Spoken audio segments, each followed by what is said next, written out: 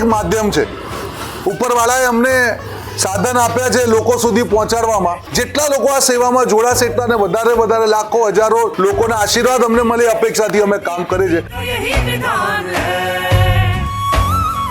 माँ भारती की सेवा में भाव निहित निस्वार्थ है